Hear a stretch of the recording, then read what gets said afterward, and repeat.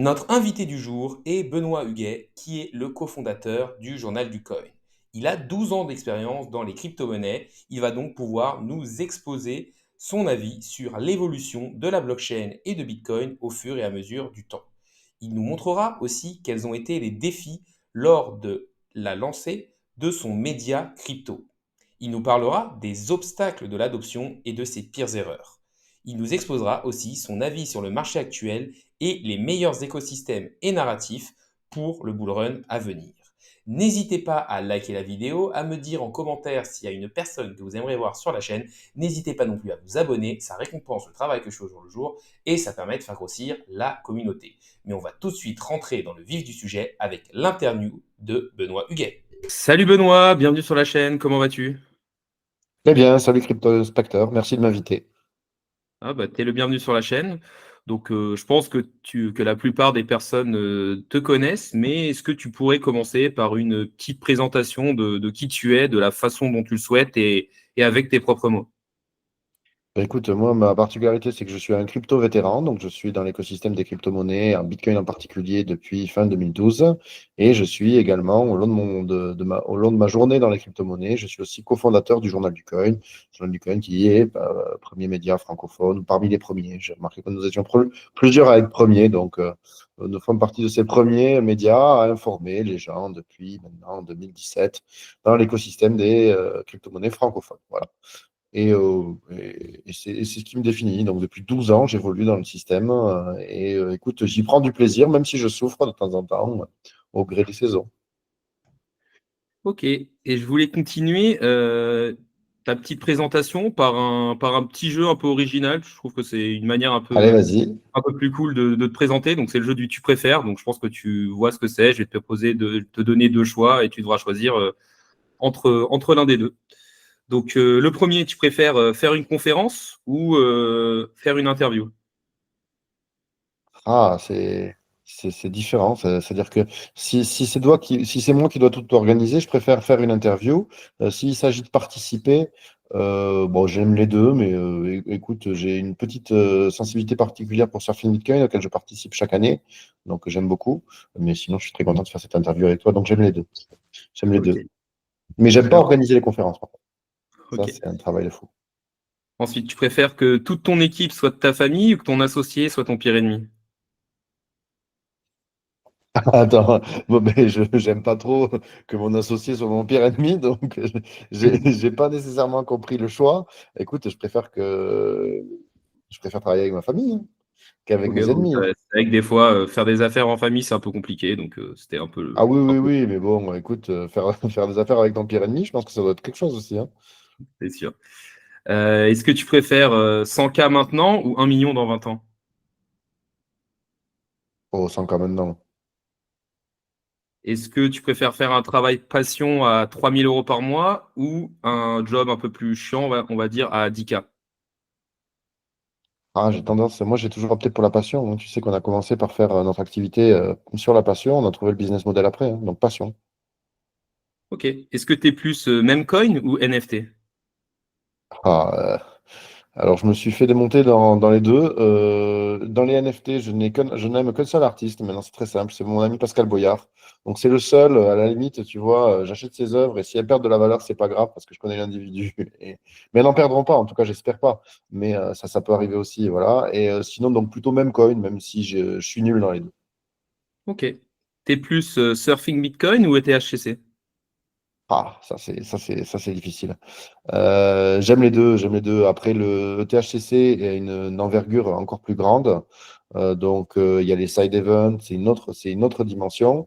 Mais j'adore Surfing Bitcoin, j'adore Biarritz, j'adore cet événement. Ouais. Puis, je participerai aux deux chaque année. Ok. T'es plus Satoshi Nakamoto ou Elon Musk? Ah, Satoshi Nakamoto, tous les jours de l'année. Euh, tu Même si préfères, j'aime uti- Elon Musk. tu préfères utiliser MetaMask ou Rabi? Ben, Rabi, même si je fais partie des boomers qui se retrouvent aussi de temps en temps sur MetaMask. Et une petite dernière, t'es plus Ethereum ou Solana? Ah! Je suis beaucoup plus exposé à Ethereum, donc de facto, je suis plus Ethereum, mais je n'ai rien contre Solana. Je n'ai rien contre Solana et j'aime pas nécessairement payer des frais élevés, écoute, que le meilleur gagne. Ok, bah très bien. Maintenant, je voulais passer un peu plus sur la manière dont tu es arrivé dans les cryptos, qu'est-ce qui t'a attiré et comment tu es arrivé justement dans cet écosystème-là, sachant que tu es arrivé quand même très tôt par rapport à la Ouais, ouais, majorité. ouais. Moi, je vivais en Argentine, donc je l'ai raconté plusieurs fois, mais je vivais en Argentine et c'est toujours pas mal de vivre dans un pays qui connaît une crise financière. Ça permet de sensibiliser. En fait, les gens ne s'intéressent pas à Bitcoin parce qu'ils ne s'intéressent pas à la monnaie en général. C'est-à-dire que tout le monde cherche à comment faire de l'argent, mais personne ne cherche comment est fait l'argent. Et en fait, moi, c'est une réflexion que j'avais la chance d'avoir dès le début. Donc, quand j'ai entendu parler de Bitcoin pour la première fois en mal par un journaliste qui disait que c'était une monnaie qui ne servait à rien si ce n'est à acheter de la drogue, bon, mais bon, moi, ça m'a intrigué quand même, hein. Je veux dire, je me suis dit, un premier cas d'usage. Et j'ai voulu en savoir plus parce qu'en général, ce dont disent du mal les journalistes, on peut être sûr que c'est peut-être pas nécessairement aussi mal que ce qu'on peut l'entendre dans la presse. Donc voilà, et c'était d'un pays qui avait un contrôle d'échange, une taux d'inflation élevé, tout le ferment intéressant pour se poser des questions sur la monnaie. On ne se pose pas de questions sur la monnaie quand la monnaie est bien gérée, mais moi, ce n'était pas le cas dans le pays où je vivais. Et donc, du coup, j'ai été confronté à Bitcoin fin 2012 et j'ai aussi eu beaucoup de chance dans le sens où cette année-là, ensuite toute l'année 2013, moi je suis arrivé à la fin, mais Bitcoin il a fait x100. Donc, avec des yo-yo incroyables, hein, il a commencé à faire x10, puis ensuite il s'est ratatiné, divisé par 5, avec la crise chypriote, où on a vu un envol des cours de 10 euros environ à 200 euros, puis ensuite c'est retombé, on va dire, stabilisé à 80, 100, et ensuite ça a continué. Il y a eu la fermeture de Silk Road, qui était la première place de marché, le Darknet, où tout le monde disait que Bitcoin ne servait qu'à acheter de la drogue, justement, c'est ce que disait ce journaliste imbécile. Et en fait, quand Silk Road, qui était la seule place de marché sur laquelle on pouvait acheter des produits occultes en crypto-monnaie a fermé, on s'est rendu compte que finalement, l'activité on-chain de Bitcoin avait varié de 2% maximum, ce qui veut dire que ça représentait maximum 2% de l'activité, ce qui était plutôt positif par rapport à Bitcoin. Et donc là, il y a eu encore un x10 de plus, ce qui nous fait x100 au total. Et donc à cette époque-là, j'achetais et je vendais sur MTGOX. Et puis là, évidemment, est arrivée la faillite d'MTGOX en février 2014, ce qui nous a fait changer de cycle. C'est-à-dire après une très belle année à x100 en 2013, on est parti sur une année catastrophique à moins 80, 90%, donc divisé par 10 sur une période de 1-2 ans. Donc là, ça a été après mon premier bull market, ça a été mon premier bear market. Sachant que moi j'avais tous mes sous à l'époque sur Mangox, donc j'ai quasiment tout perdu. Mais j'ai eu la sensation de vivre quelque chose de grand. J'avais fait les montagnes russes et donc j'avais eu des sensations. Donc si j'étais venu pour m'enrichir, c'était pas spécialement réussi, mais si c'était pour vivre des trucs, alors là, ouais, j'en ai vécu. Et du coup, à partir de là, j'ai été piqué par le virus et je me suis plus jamais comment dire, je me suis intéressé et je me suis dit que c'était vraiment, pour répondre à ta question, métier passion, c'était vraiment là où je voulais être parce que changer la monnaie, pour moi, c'est changer le monde. Et c'était vraiment une révolution technologique, sociétale, voilà, philosophique presque, hein. C'est-à-dire que la monnaie, c'est à la fois une technologie, mais ça touche à l'économie, à la philosophie et à la technique. Donc j'avais l'impression que c'était pas très bien connu en fait en France par rapport à, on peut voir tout ce qui existait en termes de blog, anglo-saxon. Et du coup, quand on sait rien faire, c'est-à-dire que je ne savais pas spécialement coder ou quoi que ce soit, ben on en parle, hein, tu sais. Et donc, ben, je me suis dit que j'allais en parler. Et j'avais le sentiment d'arriver pourtant tard, hein, d'être tardif. Et en fait, en réalité, c'était le début d'une belle aventure. Ok, et j'avais une petite question par Mais rapport c'est au pas fait. trop Ah, tard. oui. Même aujourd'hui, ce n'est que le début. C'est-à-dire que Bitcoin n'existe que depuis 15 ans, mais il va exister pour moi pour les siècles et les siècles à venir. Donc à tous ceux qui se poseraient la question, parce que souvent on se dit, quand on arrive dans Bitcoin, en fait, même moi, quand je suis arrivé en Bitcoin et je suis arrivé fin 2012, je me suis dit que j'étais arrivé en retard. Je me le suis dit parce que, en fait, l'année d'avant, moi, quand je suis arrivé, je le connaissais, il était à 10 euros. Mais il y a un an, il était à 1 euro et l'année d'avant, il était à quelques centimes, à des millièmes de centimes. Donc, tu te dis forcément que tu es en retard. Et donc, tu arrives aujourd'hui, il est à 60 000, on va dire 63 000 dollars, tu vois, et tu te dis, bon, ben voilà, je suis passé à côté du truc, je vais me rapprocher aux branches, aller voir, tu vois, pourquoi pas dans les shitcoins. Et ça, c'est une erreur. Attention, Bitcoin va rester là encore pour les décennies qui viennent. Et je pense que l'erreur des débutants, c'est de ne pas s'y intéresser. C'est vraiment, c'est pas trop tard, c'est que le début. Oui, je suis assez d'accord avec toi. Je pense que ça dépend un peu de l'horizon de placement des personnes. Souvent, quand on arrive aux crypto, c'est avec le but de se dire je vais devenir riche en un an, je vais make it, je vais faire fois 1000, alors qu'en fait, c'est un horizon d'investissement un peu plus long. C'est vrai que Bitcoin, souvent, il surperforme la plupart. la plupart des autres altcoins. Et je voulais savoir, le fait d'arriver si tôt que ça dans Bitcoin, enfin 2012 quand même par rapport à la plupart du monde, c'est très tôt, est-ce que ça ne te donne pas un petit côté un peu Bitcoin maximaliste qui se dit, bah en fait, ce qui se rajoute, il y a de la technologie, mais Bitcoin, ça reste le leader après autant d'années. Ben alors, je suis d'accord avec toi, c'est-à-dire qu'il y a quelque chose que je reproche justement aux vétérans de mon espèce et tout ça, c'est qu'ils ont un petit côté paternaliste en disant ouais, Bitcoin c'est cool, tout le reste c'est des shitcoins. Mais bon, moi je comprends quand même, non, non, non, je suis pas du tout Bitcoin maximaliste. Pour moi, Bitcoin a une place, je veux dire, privilégiée, c'est-à-dire que c'est mon premier amour, c'est un projet qui est à nul autre pareil.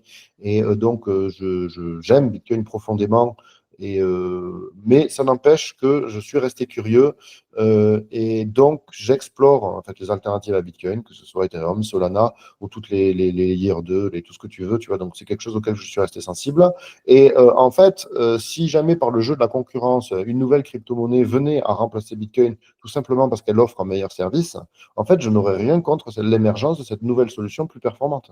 C'est-à-dire que moi, ce que je veux, c'est un système monétaire et financier qui soit plus juste et performant. C'est-à-dire que si c'est Bitcoin qui offre, pour moi, Bitcoin a des qualités que les autres n'ont pas. Et donc, on va le retrouver dans son lancement. Voilà, en termes de proposition de réserve de valeur, je ne vois pas vraiment d'équivalent à Bitcoin. Mais par contre, sur d'autres usages, ben, typiquement, quand on va retrouver les smart contracts, les cas d'usage plus avancés, c'est vrai que Bitcoin fait figure d'ancêtre.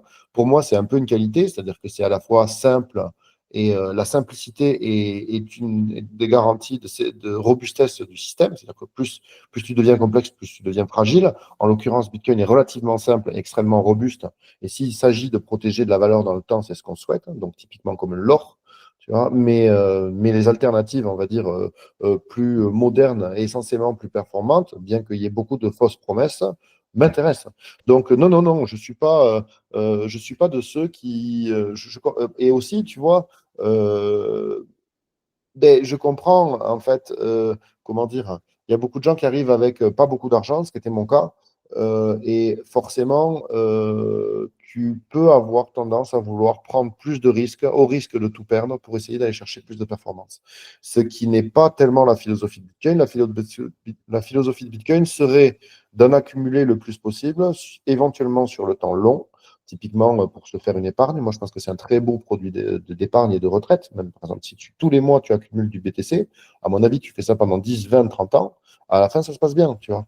Mais sur un horizon de temps plus court, avec une aversion au risque plus faible, moi je comprends tout à fait la tentation des altcoins, alias les shitcoins, mais c'est pas du tout le même jeu. C'est-à-dire que c'est un jeu dans lequel il y aura beaucoup de perdants. C'est-à-dire que quand on va dans le marché des cryptos, il y aura beaucoup de perdants. C'est vraiment difficile. Alors que sur Bitcoin, ben, je pense que sur le Bitcoin et sur le temps long, franchement, je n'en sais rien, je ne connais pas le futur. Hein. C'est-à-dire que, et donc, ça peut toujours échouer.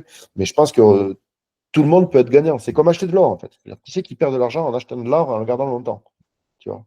Et Bitcoin, c'est la même chose. Et donc, c'est pour ça que pour moi, il faut faire les deux.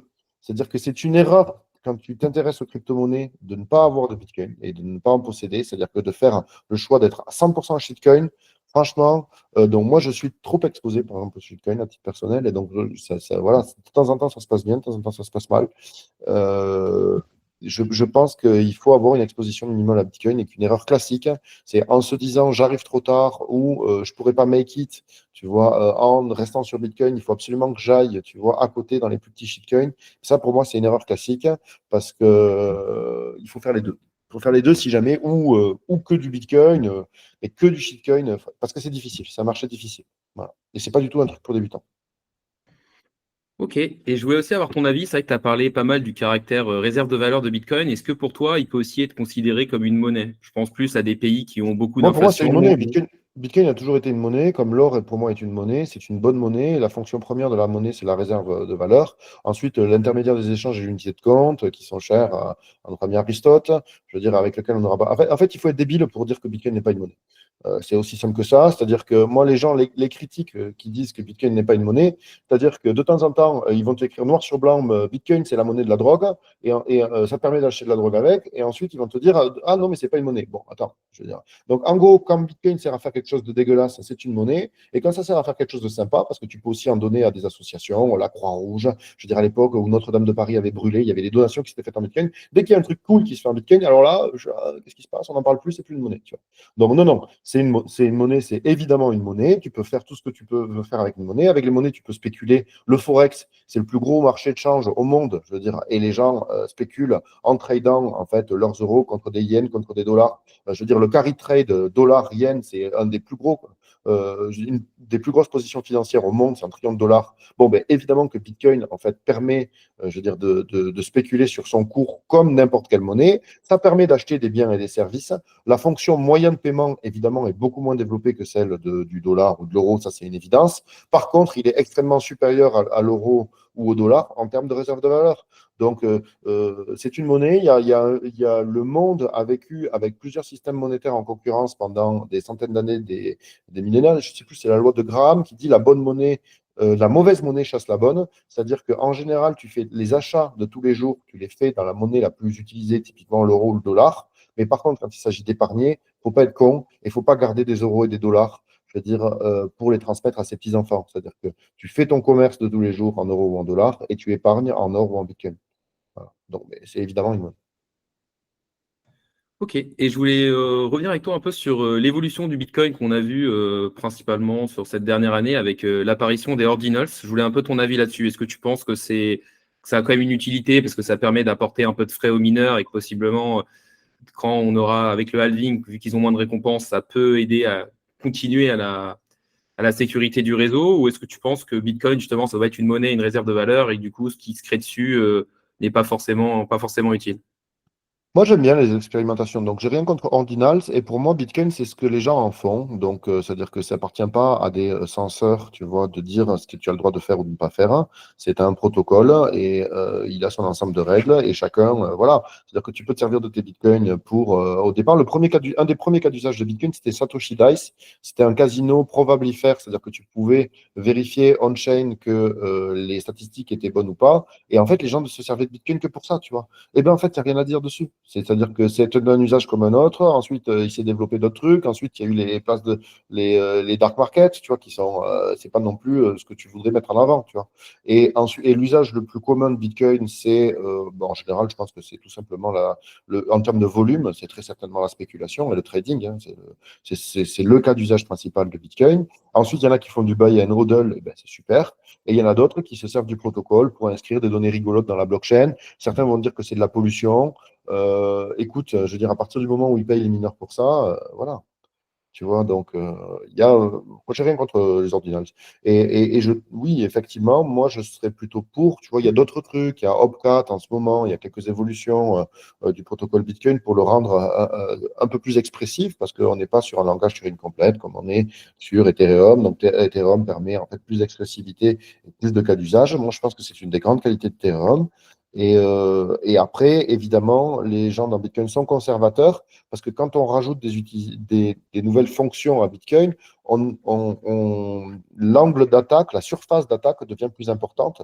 Et évidemment, c'est vrai que tu vois, pour avoir le dernier petit joujou à la mode, si tu casses ce qui a vraiment de la valeur, la réserve de valeur, tu vois, c'est-à-dire une nouvelle forme d'or numérique, c'est vraiment ce que tu veux protéger. Voilà, c'est pour ça que les gens dans Bitcoin sont conservateurs. Mais il n'y a pas raison d'être complètement statique, selon moi. Et ok, bah, super intéressant. J'ai un peu le même avec toi là-dessus. Et je voulais revenir un peu sur ton background. Tu as été joueur de poker professionnel à un moment. Je voulais savoir Oui, oui, si oui. ça t'aidait dans tes investissements, le fait de savoir gérer Alors une grosse somme après, d'argent, les émotions, d'avoir une stratégie. ouais, nécessairement. Après, joueur professionnel, c'était de petits niveaux. C'est-à-dire que c'est comme au niveau du foot, tu vois, t'as les superstars, la Ligue 1 et tu as la Ligue 2. Donc moi, ça a été ma seule source de revenus pendant 2 3 ans. C'est vrai que c'est ce qui m'a essentiellement fait vivre. Donc à ce titre-là, c'est vrai que c'était ma source de revenus principale. Après, ça m'a aidé effectivement dans mon aversion au risque. Euh, j'ai une aversion, il y a des gens plus ou moins conservateurs avec leur argent. Et donc moi, j'étais un peu moins effrayé par la volatilité des cours. Et ensuite, l'autre aspect que je trouve en commun, c'est l'aspect un petit peu autodidacte. C'est-à-dire que quand je suis arrivé dans le poker, et un petit peu comme dans Bitcoin, c'était, comment dire, la connaissance sur ce sujet-là se trouvait essentiellement dans les forums.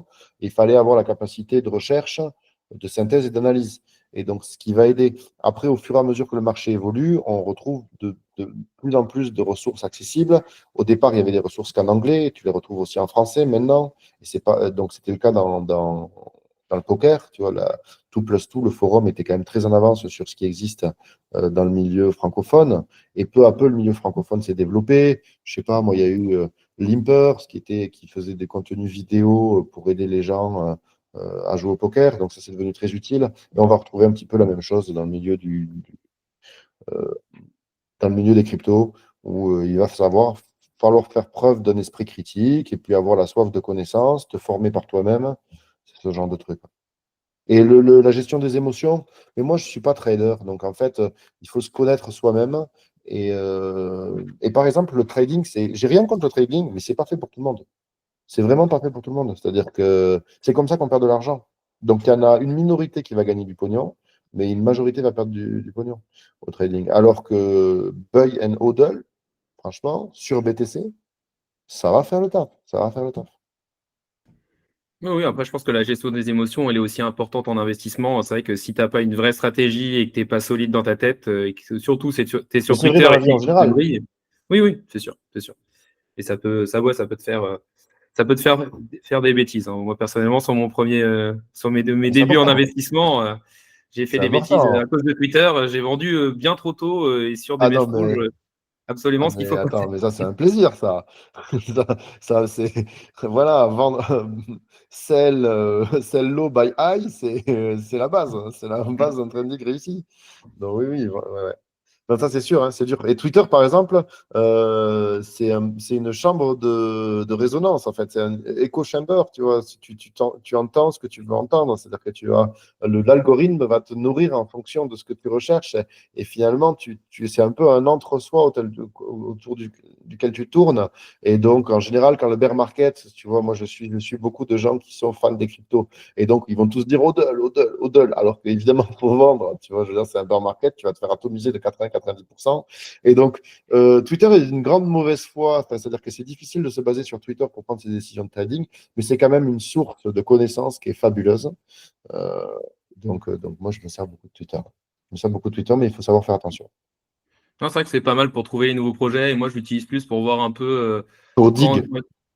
quand il se passe vraiment un gros événement. J'essaie de voir un peu si les gens sont vraiment en panique ou pas. Et je me dis, OK, il faut souvent faire l'inverse de la foule. Donc, ça Ouais, peut me mais là, permettre de voir un premier mais je trouve que là, ouais, ouais, mais je trouve que l'analyse de ce sentiment sur Twitter est difficile, tu vois. Je trouve que le partage de connaissances est sympa, c'est-à-dire que ça me permet de suivre des gens d'une grande qualité et comment dire, la recherche de projets, c'est sur ça que je fais.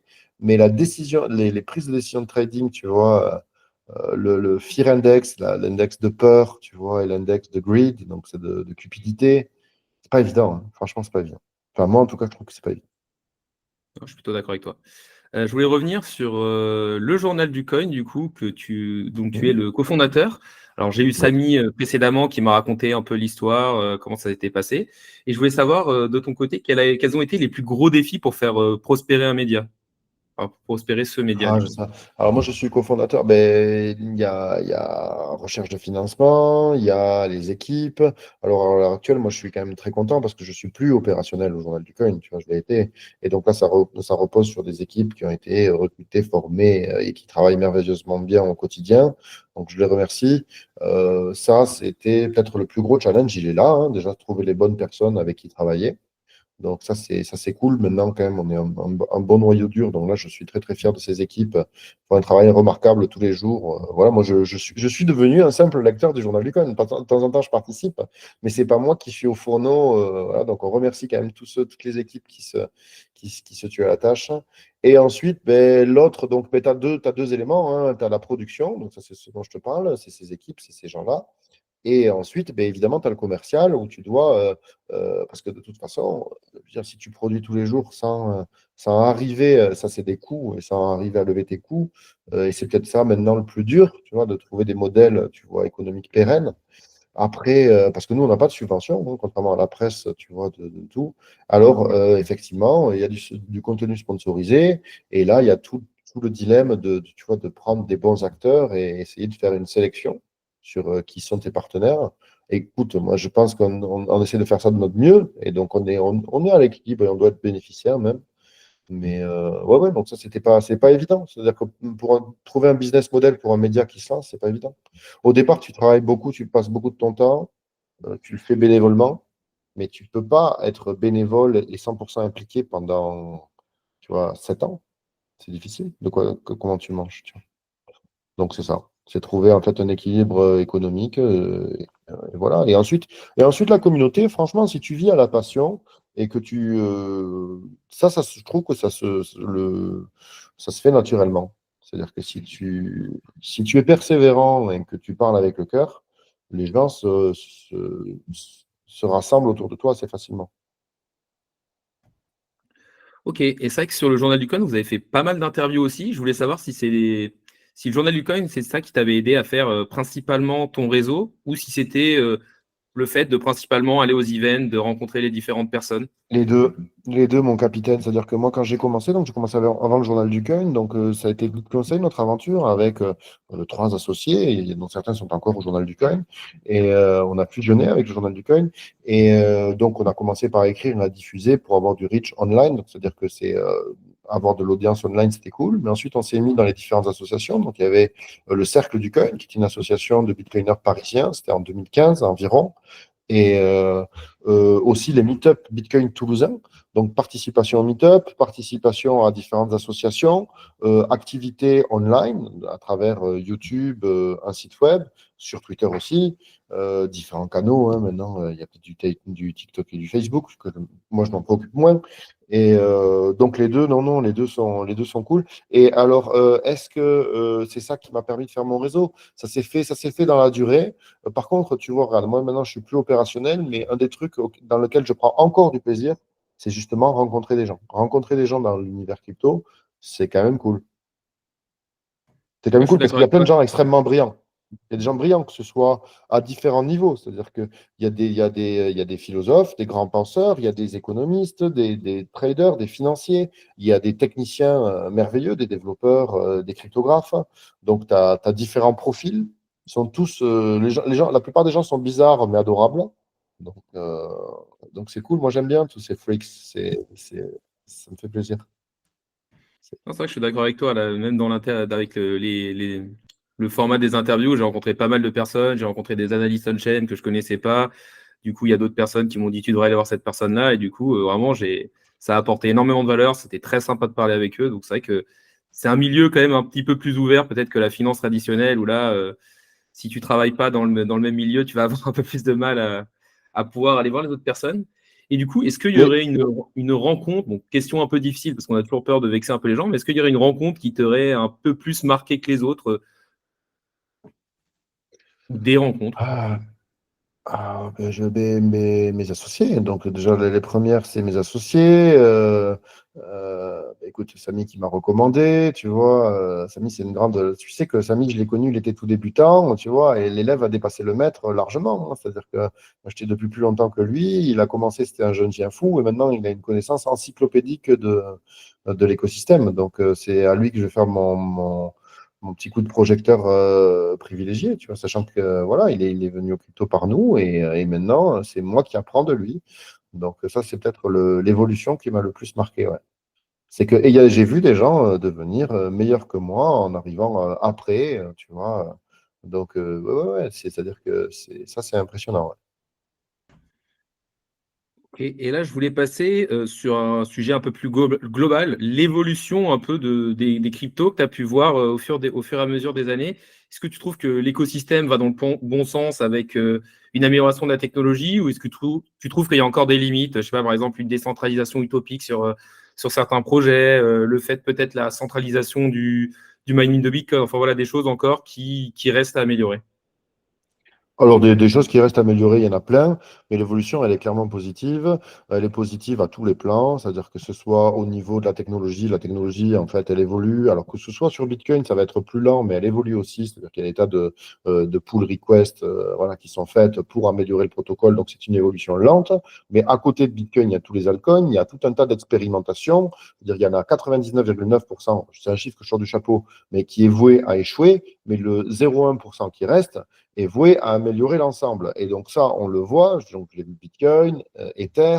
Ensuite, on va retrouver maintenant les derniers trucs en date, je ne sais pas moi, avec des Solana, des Avalanche, des NIR. Donc, il y en a qui vont tenter du sharding, il y en a qui vont des blockchains monolithiques comme Solana, qui vont avoir différentes en fait, solutions à des problèmes de capacité de traitement. Donc, ça, c'est quand même cool de voir ces différents ensembles en concurrence. Quand tu vois aussi les gens qui vont dans cet écosystème, il y a des gens qui quittent Facebook, tu vois, pour lancer leur propre des boîtes aussi prestigieuses avec des salaires avec plusieurs centaines de milliers d'euros. C'est pas des rigolos, hein, les gens qui sont derrière Sui, derrière Aptos, tu vois. C'est après, est-ce que ça va aboutir à quelque chose ou est-ce que ce n'est qu'un mirage? Ça, seul le temps nous le dira. Mais donc, en termes de capitaux, il y a beaucoup plus de capitaux. En termes d'humains et de cerveau, dans cet écosystème, il y a les plus grands cerveaux du monde se penchent sur la question, que ce soit au niveau de la recherche, que ce soit au niveau des ingénieurs, que ce soit, je ne sais pas moi, il y a plus d'êtres humains qui sont dessus, il y a plus de capitaux, il y a plus d'utilisateurs,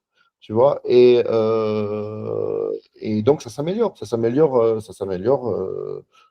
d'année en année, et c'est indéniable. C'est-à-dire que moi, je le vois en 10 ans, quand ma mère disait «Ah, mon fils est dans les cryptos», bon, mais toutes ses amies, elles disaient «Ah, bah, ça va lui passer, tu vois, qu'est-ce que c'est un marginal, c'est un truc de terroriste, nanana. Alors, il y a toujours des gens pour nous conspuer, je veux dire, et il y a toujours des usages malheureux qui sont faits des crypto-monnaies, mais comme de toute technologie, c'est-à-dire que voilà, tu peux en faire des mauvais usages, mais les bons usages se développent aussi, et non, non, non, la progression est, franchement, elle est indéniable, et ce n'est que le début.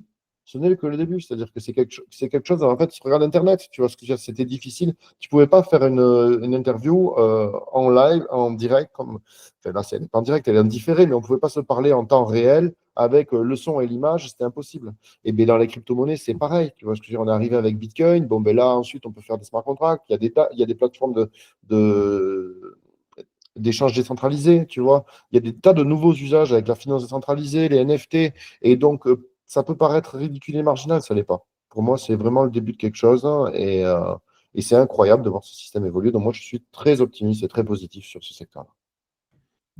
Et Ok, il n'y a que et du essayer de faire des moyens. Enfin, de toute façon, si vous voulez vous en convaincre, essayez de faire un virement SEPA le week-end, essayez d'envoyer un virement SEPA à l'autre bout du monde. C'est le jour et la nuit. En fait, quand on est arrivé dans les. Par contre, ce que je réalise, c'est que c'est plus difficile, c'est trop difficile d'accès pour un certain nombre de gens. C'est-à-dire qu'il y a beaucoup, et où il y a des gens qui n'ont pas le temps ni l'intérêt pour ça, et donc c'est encore difficile d'accès, ça c'est sûr, parce que c'est quand même très compliqué, hein, mais comment dire, c'est très compliqué de savoir comment l'email fonctionne. C'est-à-dire que le protocole SMTP ou le fonctionnement de l'email en soi ou le fonctionnement d'Internet est très compliqué. L'usage de l'email ou l'usage d'un navigateur web est très simple. Tout le monde sait aller surfer sur Internet. Voilà. Et Bitcoin et les cryptos, c'est un peu pareil. C'est-à-dire que savoir vraiment comment ça fonctionne, c'est très compliqué. Mais en fait, ce qui compte, c'est savoir se servir d'un portefeuille, savoir sécuriser correctement ses cryptos, et avec ça, tu es bon. Tu vois. Mais malheureusement, il y a beaucoup de gens qui ne le font pas, c'est-à-dire qui s'arrêtent au niveau de l'exchange. Tu vois. C'est-à-dire qu'ils déposent des sous, ils font un virement SEPA vers un exchange, ils achètent des cryptos là-dessus et ils ont l'impression d'avoir des cryptos. Mais en fait, non, je veux dire, ça n'a absolument aucune différence avec le système bancaire classique, dans le sens où ils ne gèrent pas eux-mêmes la possession de leurs actifs, qui est quand même le b.a.-ba. Tu vois. Et donc, ça, c'est des choses qui restent encore améliorées, c'est-à-dire, on va dire, au niveau de l'éducation, la prise en main est difficile, c'est sûr. Mais non, non, mais c'est cool. Ça s'améliore. Ouais, tu as un peu anticipé ma question suivante qui était justement sur qu'est-ce qui freinait un peu à l'adoption et quelles étaient les Là, solutions ouais, selon mais alors, toi. C'est vrai que moi, c'est pas l'UX qui freine l'adoption, c'est la réglementation. Toutes les réglementations imbéciles, en fait, les déclarations fiscales, l'enchevêtrement de lois et de normes qui font de KYC, de Know Your Customer, tu vois, de formulaires à remplir, de CERFA, cet amoncellement de bêtises qui ne protège pas vraiment les utilisateurs, contrairement à ce qui est dit, mais qui les flique. Parce que je veux dire, la réglementation a plus pour objet de fliquer les gens et de freiner l'adoption que de la favoriser, contrairement à ce qu'on entend partout. Donc, moi, le premier frein à l'adoption, c'est la réglementation. Je veux dire, plus l'empêlement de réglementation est important, et là, tu as MiCA, voilà, je veux dire, tu as tout ce qu'il faut. Donc, ça, c'est, voilà. Au niveau de la technique, et ça fonctionne très bien. Ça fonctionne très bien. C'est très simple d'installer un wallet. C'est beaucoup plus simple d'installer un wallet et de recevoir des coins dessus que d'ouvrir un compte en banque. Essayez d'ouvrir un compte en banque. Regardez le nombre de formulaires qu'il faut remplir. Alors que sur un portefeuille de crypto ou de Bitcoin, tu prends, je sais pas moi, le Coinbase Wallet, tu vois, tu vas sur l'App Store, tu le télécharges, c'est fait. Et tu as une adresse qui te permet de recevoir de l'argent. Ensuite, je veux dire, à l'époque, tu dois acheter, il y a trois façons d'acquérir des cryptos. Je veux dire, soit tu les achètes, c'est la façon la plus commune. Donc, tu vas sur une place de marché. Et là, évidemment, il y a l'amoncellement de lois et de réglementations imbéciles qui vont faire que tu vas communiquer ton passeport, des tas de données sensibles pour rien. Je veux dire, mais voilà, alors qu'avant, tu pouvais faire de l'échange pair à pair, c'est-à-dire que tu avais local Bitcoin et tu pouvais acheter des Bitcoins comme du cash, hop, tu les recevais sur ton wallet et c'était cool. Tu vois, donc c'était beaucoup plus simple finalement. Et voilà. Donc moi, bon, je pense que l'UX va s'améliorer, c'est-à-dire que la simplicité, les outils, les logiciels vont s'améliorer, mais la réglementation va pas nécessairement s'améliorer. Donc c'est ça pour moi le principal frein là-dessus. Ok, non, je suis plutôt d'accord avec toi. Après, pour moi, il y a aussi un peu l'UX avec, avec le travail qui est fait sur la compte instruction, justement, pour que ce Oui, soit bien plus sûr. simple. Bah, après, c'est tout ce qui est plus pour tout ce qui est partie DeFi, changer d'une blockchain à une autre, c'est vrai que passer par des Ah non, mais bridges. alors là, d'accord, d'accord. Mais ça c'est des usages avancés. C'est-à-dire que si tu veux commencer à faire produire du rendement à tes cryptos en allant dans les derniers volts à la mode, je veux dire sur les dernières blockchains, à faire voilà, ouais, ouais, tout ça, là, ça devient extrêmement complexe. Mais, euh, mais un usage simple qui serait du buy and hold ou du transfert, il y a des usages, c'est assez simple. C'est assez simple. C'est pas... Oui, Et mais moi, mon père, par exemple, mon père a voulu acheter, je veux jouer mon héritage. Je lui ai dit, papa, on va jouer. Moi, aux dernières nouvelles, je suis fils unique. Mais ça, tu sais, on apprend la réalité de ce fait que devant le notaire, hein, parfois, on se découvre une famille plus nombreuse que ce qu'on pensait. Mais bon, jusqu'à preuve du contraire, je suis fils unique. Et donc, je lui ai dit, on va jouer mon héritage. Et il n'était pas contre. Donc, je lui ai dit, on va acheter du Bitcoin. Et en fait, ça a été la difficulté. Mon père est plutôt technophile, donc je n'ai pas de souci avec ça. Tu vois. Et ça a été, en fait, un enfer pour ne serait-ce que déposer d'un compte en banque vers une place de marché. Tu vois, alors que c'est un retraité, je veux dire que c'est l'épargne qu'il a accumulée de son travail, il a payé ses impôts, et que je veux dire, il peut bien en faire ce qu'il veut quand même. Et donc ça, si c'est pas un frein à l'adoption, qu'est-ce que c'est? Qu'est-ce que c'est? Je veux dire, tu as un retraité qui veut acheter du Bitcoin sur une place de marché avec l'accréditation de l'AMF, enfin, tu vois, ou un tampon stupide d'une autorisation quelconque, hein. Eh bien, c'est pas possible. non, non, je suis d'accord avec toi que c'est de Enfin, plus en c'est plus facile. difficile.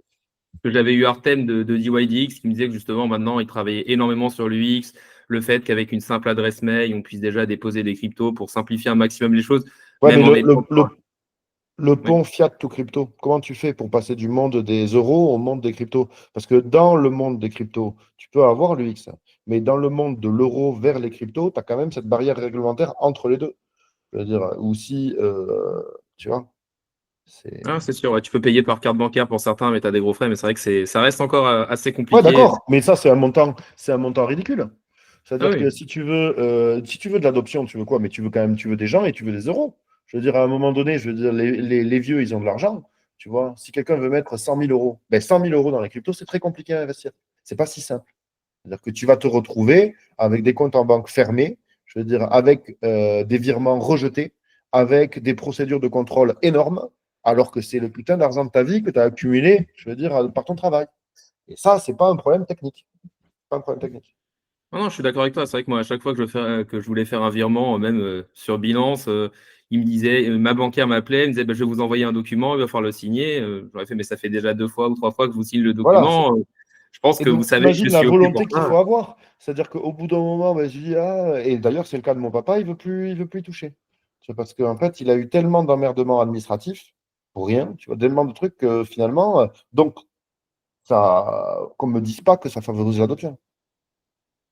Ouais, je suis tout à fait d'accord avec toi. Maintenant, je voulais passer sur une autre partie. Je trouve que la plus simple d'apprendre, justement, c'est de faire des erreurs. Mais c'est vrai que moi, ce qui m'a pas mal aidé, c'est qu'au début, j'écoutais pas mal de youtubeurs et en fait, il y avait pas mal de choses qui revenaient, dont prenez des profits régulièrement, n'attendez pas le point haut. Donc, c'est vrai que moi, je me suis dit, bon, si tout le monde Pourquoi dit pas? ça, c'est qu'il doit avoir raison. Et du coup, ça m'a permis de plutôt bien m'en sortir sur mon premier bull run. Bon, forcément, j'en ai Bien pas joué. sorti assez et je pense que tout le monde fait ça. Mais au moins, et donc, du coup, je voulais savoir quelles étaient tes pires erreurs, parce que je pense que c'est quelque chose qui peut faire gagner du temps et de l'argent à pas mal de personnes, quand même. Et on apprend à marcher en tombant, mais enfin, il ne faut quand même pas tomber de trop haut. Donc, il faut faire attention aux chutes. Ben, moi, mes pires erreurs, c'est argent sur place de marché qui font faillite, et c'est mal sécuriser mes mots de passe. C'est-à-dire que et ça m'a coûté très, très cher. Je serais beaucoup plus riche aujourd'hui si j'avais fait donc, not your keys, not your Bitcoin. Ça veut dire que si on laisse ces cryptos, son argent sur un exchange, bon, Binance, Coinbase, je veux dire Kraken et j'en passe, et ben on a à la merci de la politique de cette exchange. C'est-à-dire, donc moi, en l'occurrence, c'était FTX ou Mt. Gox qui ont fait faillite, et ben adieu l'argent. Et donc ensuite, ben, tu dois faire des procédures civiles, c'est l'enfer. C'est l'enfer. Donc ça, c'est sûr que après, si tu veux trader, tu es bien obligé de laisser ton argent sur des exchanges, tu vois. Donc, mais sortir son argent des exchanges, c'est quand même la base pour l'épargne longue. Et ensuite c'est. Alors, je ne me suis pas trop fait ficher, tu vois. J'ai pas fait le phishing, mais j'ai des amis à qui c'est arrivé. Bah, il faut avoir une bonne hygiène digitale, on va dire, une bonne hygiène numérique, pardon. C'est-à-dire que bah, il faut sauvegarder ses portefeuilles. Il vaut mieux pas, je veux dire, tout mettre sur. Si tu mets si tu mets tout sur Rabbit, tu vois, tout ton argent sur Rabbit et que tu passes ta journée à aller explorer des protocoles de défis un peu exotiques, bah, tu peux te faire siphonner ton compte. Alors que euh, passer toute sa journée sur des protocoles de défis exotiques, c'est pas forcément un problème en soi, mais il faut avoir un portefeuille dédié à ça, avec pas énormément d'argent dessus. Tu vois. Et voilà. Donc, euh, donc, ce serait ça. Qu'est-ce qu'il y aurait d'autre? Mais je pense que la pire erreur, c'est aussi de ne pas en acheter. La pire erreur, c'est de ne pas acheter de Bitcoin. Ça, heureusement, celle-là, je ne l'ai pas faite. Tu vois, parce que moi, tu vois, on dit les recommandations d'achat, il ne faut pas faire de recommandations. Mais les recommandations de ne pas acheter, ce sont des recommandations aussi. Donc, moi, je n'ai jamais recommandé à personne de ne pas acheter de Bitcoin. C'est-à-dire, ça, c'est quelque chose qu'il ne faut pas faire. Et voilà. Donc, la pire erreur, ce serait de ne pas en acheter. Et ça, je ne l'ai pas faite. Et ensuite, l'erreur que j'ai faite, la seconde erreur, c'est de ne pas en acheter assez. Et la troisième erreur, c'est de les vendre trop tôt. Ce que j'ai fait, par contre. Ça, je l'ai fait, petite erreur. Donc, il faut avoir une épargne de temps long. C'est vrai qu'il faut savoir prendre des profits. Il faut savoir correctement sécuriser ses sous. Moi, je pense qu'il faut surpondérer, enfin, même quel que soit le montant que tu veux mettre, que ce soit 100 balles, que ce soit 1000 balles, que ce soit 10 000, 100 000, des millions, peu importe, il faut quand même s'exposer à Bitcoin, je pense. Moi, c'est ce que je pense en tout cas. C'est une erreur que font tout le monde. Et je comprends que les gens ne la fassent pas parce qu'ils se disent ça ne va pas monter assez vite, j'arrive trop tard. Donc, je veux aller dans les shitcoins, prendre plus de risques, quitte à tout perdre. C'est pas grave. Si tu as décidé, tu vois, par exemple, d'aller gambler 50 euros dans les cryptos, mets-en 25 en BTC, et t'oublies. Tu vois, et va gambler tes 25 où tu veux. Tu vois, les autres 25 euros où tu veux. Voilà. Donc, moi, par exemple, dans mes erreurs, il y a eu ça, et surexposition au shitcoin qui m'a très bien réussi par certaines périodes, et j'ai pris des branlées monumentales à d'autres moments. Mais bon, je suis un adulte averti et consentant, donc pas de problème avec ça. Non, c'est vrai que Bitcoin, moi, c'est ce que j'avais racheté principalement quand on commençait à être en dessous des 30 000 jusqu'aux 15 000. Bien Après, joué. j'ai peut-être fait l'erreur il m'en reste encore une bonne partie, mais c'est vrai que j'en ai switché pas mal en Ethereum. Bon, pour l'instant, Tu sous-performes, on est d'accord. Moi, c'est ce que j'ai pour fait. l'instant, je sous-performe bien comme il faut. Voilà. Mais bon, Et au donc, non, moins, j'ai non, il encore faut appris le avoir la Bitcoin. Mais moitié. c'est vrai que j'ai fait cette petite erreur. J'ai appris du dernier. Je vais apprendre encore de celui-là, du coup. Après, je dis pas, tu vois, justement, quand je dis que j'étais pas maximaliste, je dis pas qu'il faut nécessairement être 100% Bitcoin, tu vois. Mais pour moi, 50%, c'est bien, tu vois. Je veux dire, c'est un minimum et voire plus. Parce que moi, j'ai beaucoup d'amis, en fait, qui étaient partis tôt, tu vois, et qui se sont fait massacrer et qui se sont fait massacrer dans les shitcoins et ils ont quasiment perdu tous leurs gains. Alors que s'ils en avaient mis la moitié en BTC, ça aurait sauvé tout le reste, tu vois.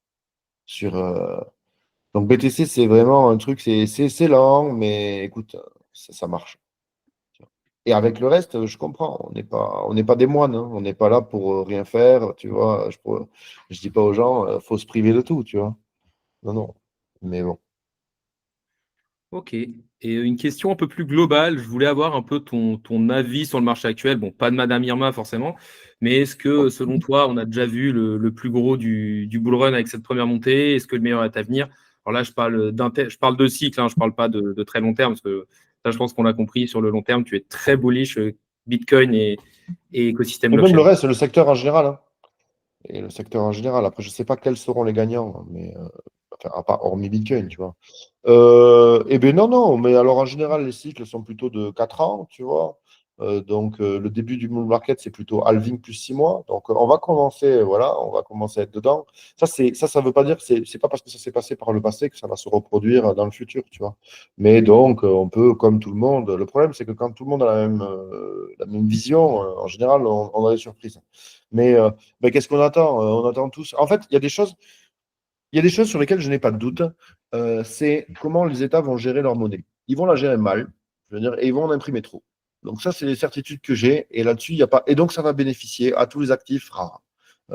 Ça peut être à condition d'être bien situé, bien sûr. Ça peut être de l'immobilier dans les bonnes zones économiques, ça peut être de l'or, ça peut être les actions, et ça peut être les cryptos, donc Bitcoin. Donc ça, il n'y a pas trop de suspense. Ils ont imprimé des trillions de dollars et ils vont continuer à en imprimer, quel que soit le gouvernement. Après, c'est vrai qu'on regarde tous les élections US. Bon, je pense que c'est beaucoup plus bullish si Donald Trump passe que si Kamala Harris passe. Tu vois. Donc ça va être quand même un gros déterminant. Ensuite, il y a eu la baisse des taux. Baisse des taux, on en a une, on en aura d'autres. Je veux dire, il n'y a pas trop de suspense là-dessus. Pour moi, ils vont faire de la cavalerie monétaire. C'est-à-dire que les États sont trop endettés. Il n'y a pas 36 solutions pour rembourser ces dettes. Il y en a grosso modo 3. C'est-à-dire que soit tu baisses tes dépenses, mais politiquement, c'est impensable parce que ce que je veux dire, si on explique aux gens qu'il va falloir que leurs retraites seront moins bien payées, que la sécurité sociale, la santé ne sera pas remboursée, tout ça, bon, ça va être dur à avaler la couleuvre. Donc, réduire les dépenses, moi, je pense évidemment que c'est ma version préférée, mais je pense qu'elle n'aura pas lieu.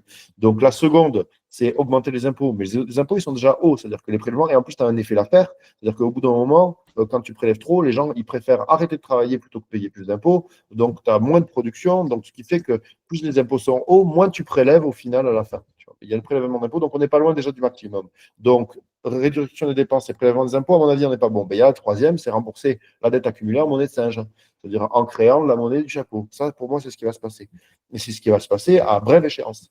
Donc, le bull market est devant nous.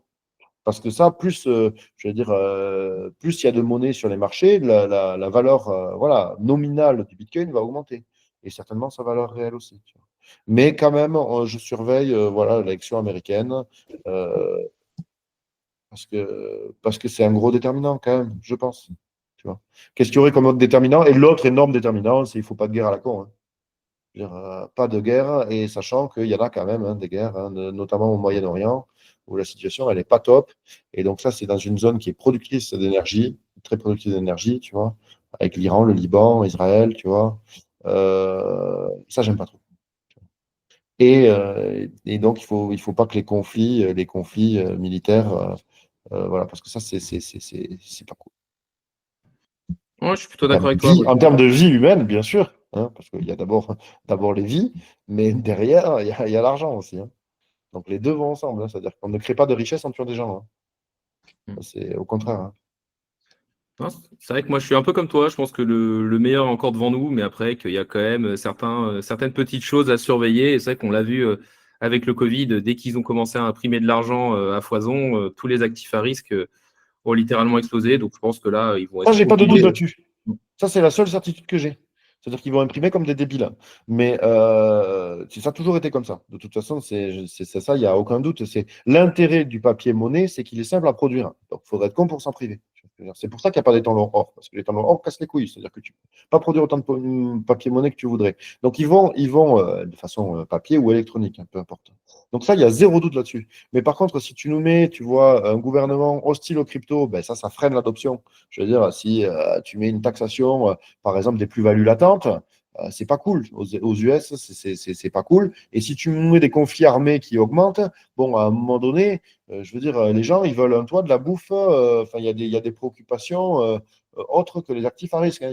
Ça va être compliqué de voir une altcoin season en pleine Troisième Guerre mondiale. Hein. Je pense que les gens, ils auront d'autres préoccupations.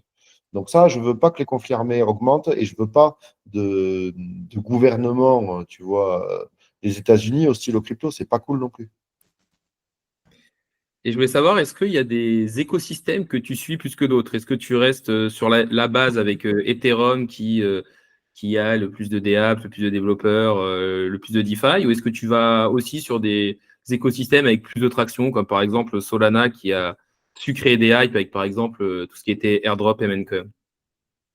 Ouais, alors j'ai un peu raté Solana, hein, même si moi j'étais en 2017, donc, enfin, non, plutôt 2020, pardon, excuse-moi. C'est au précédent bull market, je veux dire.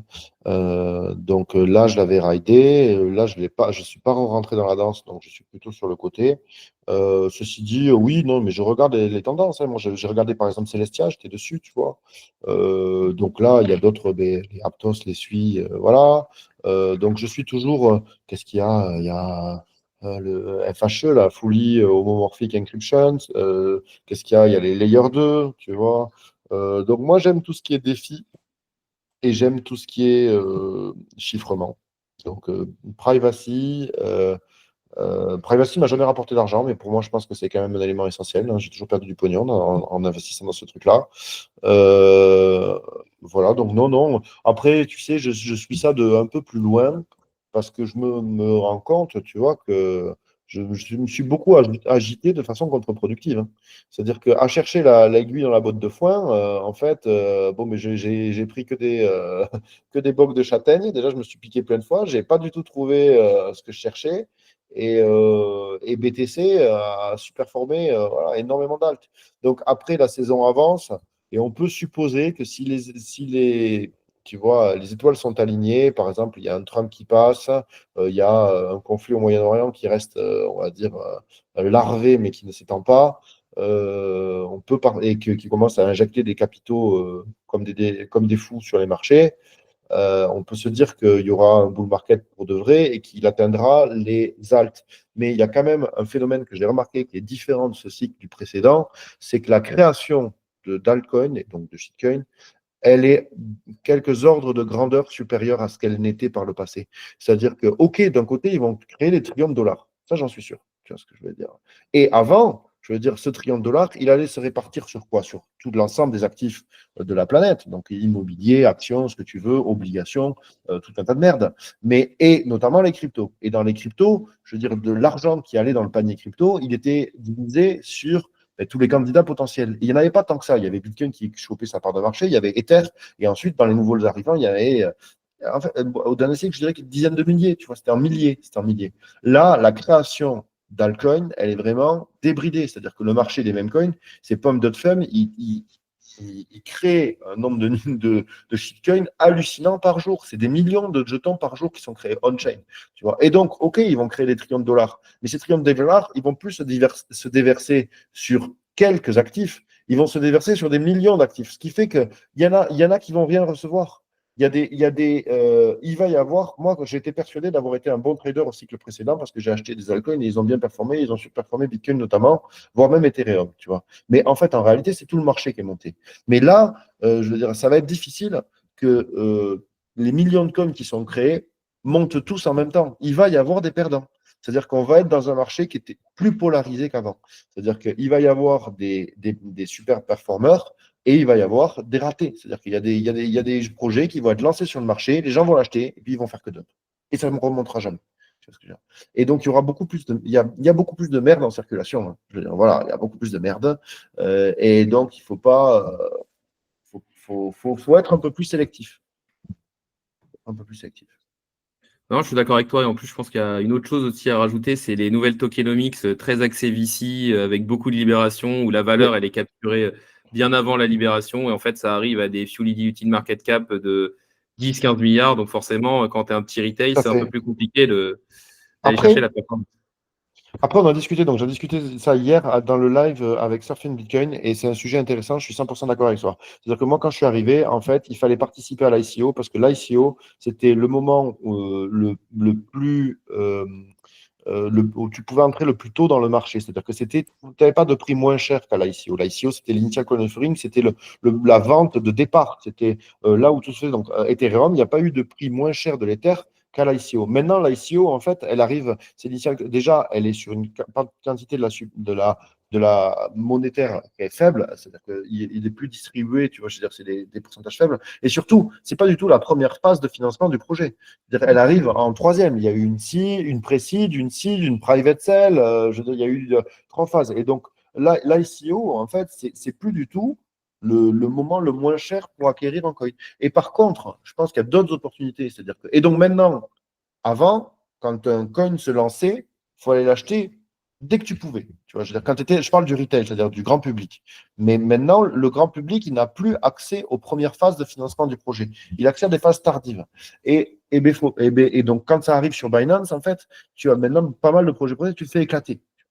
Euh, Par contre, je pense quand même qu'il va y avoir des effets de découverte de prix où si tu attends plusieurs mois, tu vas avoir des soldes quand même. C'est-à-dire que tu peux arriver, je me demande sur Suisse si ce n'est pas arrivé notamment, tu peux arriver où tu vas avoir sur le marché secondaire, c'est-à-dire sur les places de marché, des tokens liquides à un prix moins cher que ceux qui l'ont payé les investisseurs en private.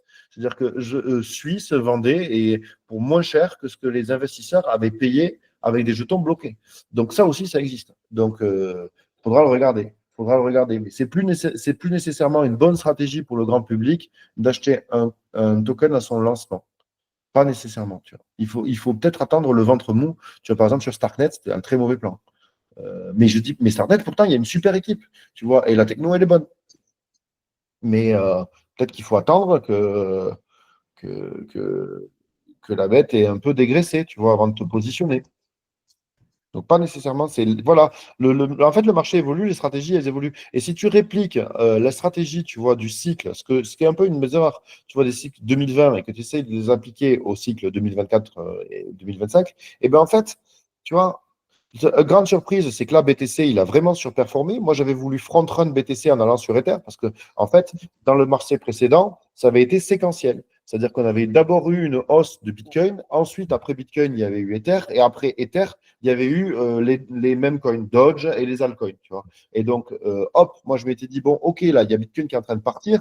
Moi, je vais me positionner directement sur Ether, tu vois, parce qu'après Bitcoin, c'est Ether, et après Ether, c'est les mêmes coins, tu vois. Et donc, j'essaie de front-run, c'est-à-dire de gagner du temps sur le marché. Et en fait, c'est pas ça qui s'est passé sur ce cycle. Sur ce cycle, on a Bitcoin, Ether qui est resté en retrait, mais ça n'a pas été séquentiel. C'est eu Bitcoin qui est parti d'un coup, et tu as eu les mêmes coins qui sont arrivés en même temps. C'est-à-dire que tu as eu grosse bulle des mêmes coins et de Bitcoin en même temps. Et les projets, on va dire, plus d'infra, intelligents, les layer one, tout ça, eux, ils sont restés un petit peu dans le ventre mou.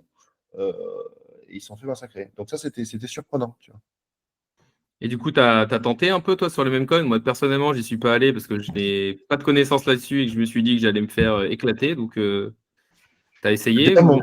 c'est pas ma qualité, c'est-à-dire que Memcoin, c'est de l'analyse de tendance, c'est-à-dire que il faut que tu connaisses qui fait la promotion des Memcoins, qui en possède, tu vois, c'est un peu comme, en gros, il ne s'agit pas de sujet si le bon coin il est beau ou pas. Tu vois, c'est comme dans la mode, c'est-à-dire que, en fait, moi, je regarde les amis qui sont de la haute couture et je les trouve tous laids, les vêtements, tu vois, je trouve à chaque fois, et je pareil dans l'art moderne, tu vois, je regarde les tableaux, je les trouve dégueulasses, hein. C'est moche. Mais en fait, c'est pas ça qui fait le prix de marché, tu vois. C'est qui les porte, qui les promeut, qui les vend, tu vois. Et donc, c'est de l'analyse de tendance. Et donc, si tu te focalises sur le produit, tu vois, à savoir, ben, le produit dans l'art moderne, il est dégueu. Dans la haute couture, c'est moche, hein. Tu vois, ceci dit, c'est pas ça qui fait le valeur de ces choses-là, c'est ses promoteurs, tu vois. Dans les mêmes coins, c'est pareil. C'est-à-dire que le produit en soi, bah, franchement, il est naze, hein. Je veux dire, c'est un coin comme on pourrait en avoir d'autres, hein. Mais si ben, tu as un effet de communauté et que tu as des gens, tu vois, qui ont des gros réseaux et que machin, et ben là, tu peux te dire que ça va monter, tu vois, si tu as une grosse communauté derrière. Mais donc, il faut savoir analyser qui sont les promoteurs du coin en question. Et ça, c'est pas ma qualité principale, tu vois. Moi, je préfère juger de l'utilité d'un produit et ma sélection. Et tu vois, moi, je suis plutôt en fait, analyse fondamentale. Et ce que j'aime, c'est voir du volume, des frais, des gens qui sont près des frais. Donc, c'est un product market fit, tu vois, et qui génère du revenu. Et ensuite, j'aime quand le revenu est redistribué aux détenteurs du token. Et donc, ça, c'est ce qu'on va retrouver dans la finance traditionnelle, le price earning. Donc, moi, j'aime ce qui est plutôt défi avec de la redistribution de revenus aux détenteurs de tokens. Ce qui a très mal performé jusqu'à présent. Donc, mais écoute, tu sais, je suis têtu. Ok, on va passer sur une autre question un peu plus légère. Si tu pouvais connaître l'identité de Satoshi Nakamoto, est-ce que t'aimerais savoir qui c'est du coup? Ah Si oui, tu avais je le peux pouvoir le de... savoir, ouais, ouais, je serais très heureux. Moi, c'est mon héros, hein. Je suis infiniment Ah, admiratif devant ouais. Satoshi Nakamoto. C'est vrai que moi j'aimerais bien connaître son identité parce que je suis curieux, mais j'aimerais pas que tout le monde la connaisse parce que ça pourrait peut-être un peu affaiblir Bitcoin d'un autre côté. Donc, Je te rejoins, c'est une grande force que les créateurs du Bitcoin soient anonymes. Et il ne l'a pas fait par hasard. C'est-à-dire que Satoshi Nakamoto n'a pas choisi d'être anonyme par hasard. Il a choisi d'être anonyme parce qu'il savait dès le début que son projet allait irriter les puissants. C'est-à-dire créer une monnaie décentralisée, donc de pair à pair, open source, voilà, libre d'accès, et ce que tu veux, et limité à 21 unités. C'est un doigt d'honneur à tous les banquiers centraux. Et en général, quand tu fais un doigt d'honneur à un banquier central, tu peux te prendre une guerre, un assassinat ou des 12 sales trucs dans le coin du bec. Donc j'aimerais bien savoir qui est cet homme qui a fait ce doigt d'honneur à la finance mondiale, parce que quand même, je veux dire, c'est beau, mais je lui recommanderais de rester anonyme parce que euh, agacer les puissants, c'est dangereux. Et si tu pouvais lui poser une question ou lui dire quelque chose, ce serait quoi? Enfin, je lui dirais merci, bravo, c'est parfait. Ce que tu as fait est magnifique. Ce que tu as fait est magnifique. Repose en paix, Sato. Voilà, tu Ok. congrats. Là, du coup, là, on va arriver sur les deux dernières questions du format que je pose un peu à tout le monde. Quel est le meilleur conseil que l'on t'ait donné dans ta vie? Alors, c'est pas que d'un point de vue financier, c'est quelque chose qui t'a permis peut-être de te construire ou d'oser faire des choses. Ah, ça, le meilleur conseil qu'on m'ait donné. Oui. Je sais pas, hein, ça serait brosse-toi les dents.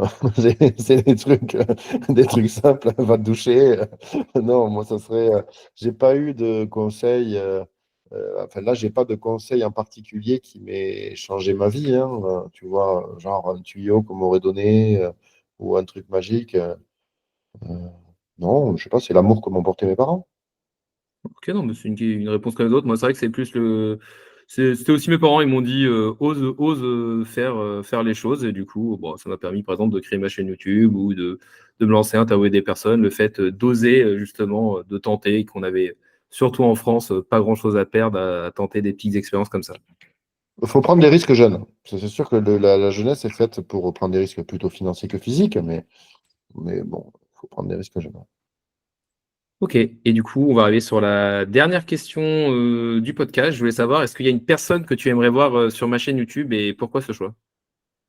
Alors, bah, Adita Bataille, moi je l'aime bien, c'est lui que je te recommanderais. En ce moment, il a un protocole de stablecoin qui marche bien, en plus, hein, qui a 200 millions, plus de 200 millions de TVL, qui se développe bien, donc c'est usual. Mais c'est surtout parce que c'est un ami, c'est un co-auteur. J'ai coécrit un livre avec lui, ainsi que Jacques Favier. Euh, je ne partage pas nécessairement toujours les mêmes idées que lui, mais j'aime la personne, j'aime son humanité, je trouve qu'il s'exprime bien, il connaît très bien l'écosystème, il est francophone, hein. C'est un bon interlocuteur. Ok, Adita bah, ça Kalbala. tombe bien, j'ai une interview prévue avec lui la semaine prochaine, donc Ah, tu ben, pourras la voir. Ok, bah, du coup, on arrive sur la fin du format. Merci à toi et de. j'aime la façon dont il s'habille en général. C'est toujours une surprise et un grand étonnement. Donc, Ok, bah, du coup, je je suis regarderai curieux de ça voir avec ça. attention. Voilà. Ok, bah, merci à toi d'être venu sur la chaîne. Du coup, tu as apporté beaucoup de valeur. C'était très sympa, c'est très fluide. Donc voilà, merci. Eh bien, merci beaucoup, Crypto Secteur, hein, et à tous ceux qui nous regardent. On arrive sur la fin de la vidéo, donc déjà n'hésitez pas à liker, à me dire en commentaire s'il y a une personne que vous aimeriez voir sur la chaîne. N'hésitez pas non plus à vous abonner, ça récompense le travail que je fais au jour le jour et ça permet de faire grossir la communauté. Pour résumer rapidement ce qui a été dit dans cette vidéo, Benoît Huguet nous conseille principalement d'acheter du Bitcoin parce que c'est l'actif qui sur le long terme ne fait que monter, que si on a une vision assez longue, il devrait garder sa place de réserve de valeur. Il nous expose aussi le côté monétaire du Bitcoin et nous parle d'une évolution des cryptos qui pourrait aller et lui fait surtout penser à Internet. Pour lui, nous avons encore un marché haussier qui devrait arriver, mais il y a certains indicateurs à suivre, comme par exemple les guerres ou encore les élections américaines. La vidéo du jour est maintenant finie. Salut à tous et à la prochaine.